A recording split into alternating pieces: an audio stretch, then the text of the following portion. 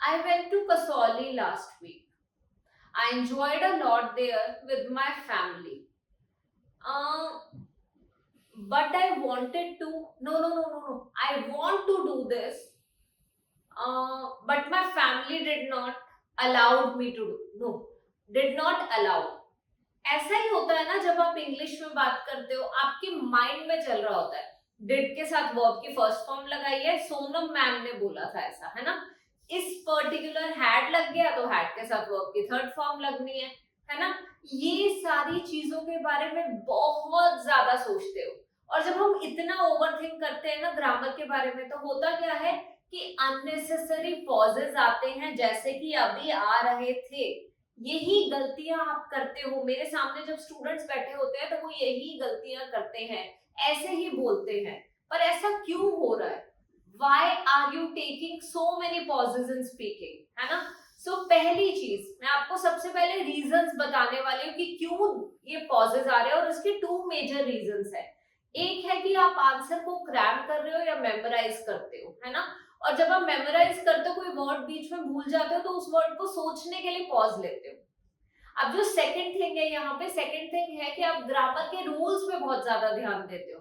आपके माइंड में आ जाता है सो सॉरी, मैंने डिड के साथ वर्ब की सेकंड फॉर्म लगा दी, तो गलत हो गया। डिड के साथ वर्ब की फर्स्ट फॉर्म आनी थी, क्योंकि सोनम मैम ने बोला था। किसी भी टीचर ने कुछ भी बोला हो, yes I know everyone says focus on grammar, but Sonam Sandhu says focus on speaking in English, because if you speak in English, definitely grammar वाली चीज को तो हम साइड में कर देंगे। Fluency doesn't come with grammar, fluency comes when you speak in English. So आप इतना ध्यान दो कि आपको इंग्लिश में बात करनी है, no matter the way you speak, no matter the number of grammatical inaccuracies are there. आपने सिंपली बिगिनिंग में, जब आप एक न्यू लर्नर हो, आप एक L2 लैंग्वेज 2 सीख रहे हो, कोई भी न्यू लैंग्वेज सीख रहे हो, तो आप सिंपली फोकस करो उस लैंग्वेज को बोलने पे। अगर आप ग्रामर पे फोकस करोगे तो ग्रामर को ही इंप्रूव कर पाओगे, स्पीकिंग को इंप्रूव नहीं कर पाओगे। But if you want to speak in English fluently, you have to speak up the language. Now when it comes to the grammar part, वो इवेंचुअली इंप्रूव जरूर हो जाएगा, बट अगर आप बिगिनिंग में उस पर फोकस करोगे तो आप इंग्लिश में बोल भी नहीं पाओगे। इसीलिए आई से don't focus on grammar, rather focus on speaking in English. जैसा भी आता है, जो भी आता है, बस इंग्लिश में बोलो, ये मैटर करता है। और ये है मेरा फर्स्ट रूल। क्या है हमारी first tip? For improving the pauses, the number of pauses in speaking, we should not focus on grammar, we should simply focus on speaking in English. That's what you need to do. So कैसी लगी अभी तक आपको मेरी first tip? अगर ये अच्छी लगी है तो there is another video on speaking module, जिसमें मैंने कुछ sentences बताए हैं जो आप easily यूज करके 7.5 बैंड स्पीकिंग में लेके आ सकते हो। So वो वीडियो का लिंक मैं अब शेयर कर दूंगी, simply go and watch that video. Now coming to tip number 2, जो हमारी टिप नंबर 2 है वो है use fillers instead of pauses. जब भी आपको लगे ना कि अब आपको समझ नहीं आ रहा क्या बोलना है, और आपके माइंड में कोई ना कोई पॉज आ रहा है, आपको लग रहा है अब तो यार मैं बोल ही नहीं पा रही, ऐसा आने से बेटर है फिलर यूज कर लो। फिलर्स होते हैं हमारे डिस्कोर्स मार्कर्स भी। तो आप बोल सकते हो in my perspective, as far as my opinion is concern, certainly it is an interesting question. I also believe in this approach. Well, I am not a firm believer of this approach. I do not think so. I was thinking about the same last day. ये सारे हमारे क्या हैं? All these are fillers. जब भी सोचने का time आपको लग रहा है, बहुत ज्यादा ऐसा लग रहा है कि अब मुझे पता ही नहीं है मुझे नेक्स्ट क्या बोलना है, और आपको लग रहा है अब आप पॉजेस लेने वाले हो, नेचुरल फिलर्स आने वाले हैं, पॉजेस आने वाले हैं, आ उससे बेटर है आप वहां पे डिस्कोर्स मार्कर्स या फिर ये फिलर्स यूज करो। जो मैंने फ्रेजेस बताए हैं, ये फ्रेजेस यूज करो and then speak up the sentence. जो भी आपका नेक्स्ट सेंटेंस माइंड में आ रहा है वो बोलो। Now coming to tip number 3 here, and the tip number 3 is reading at fast pace at night before sleeping. always say read one long passage at night before sleeping.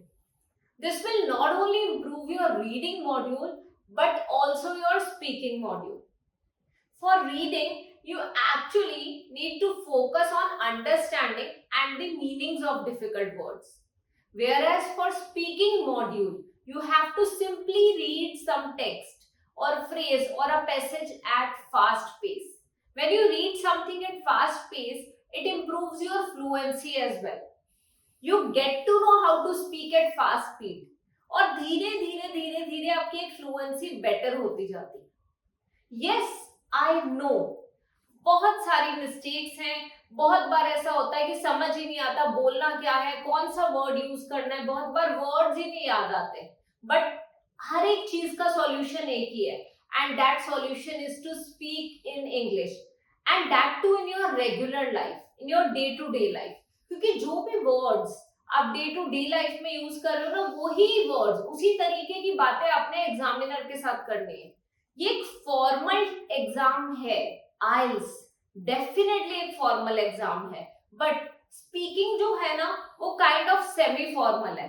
क्योंकि questions जो आपसे पूछे जाते हैं ना, कुछ कैजुअल क्वेश्चंस होते हैं, कुछ फॉर्मल क्वेश्चंस होते हैं, वैसे ही पूछे जाते हैं.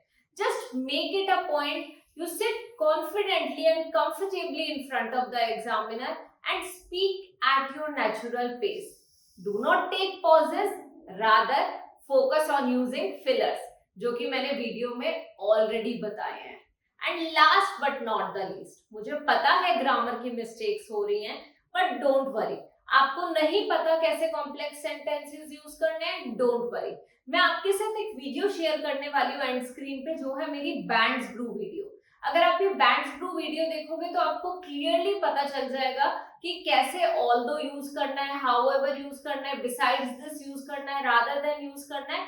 और एक रूल है ये, बस ये आप अगर एक बार वीडियो देख लोगे तो डेफिनेटली आपकी स्पीकिंग एंड राइटिंग, ये दोनों के दोनों मॉड्यूल्स काफी हद तक इम्प्रूव होंगे. So that's all for this video. I'm pretty sure अगर आप ये टिप्स बहुत अच्छे से फॉलो करोगे तो आप इजीली स्पीकिंग मॉड्यूल में 7 बैंड लेके आ सकते हो. और अगर आपको ये वीडियो अच्छी लगी हो तो kindly subscribe to our YouTube channel. Thank you so much.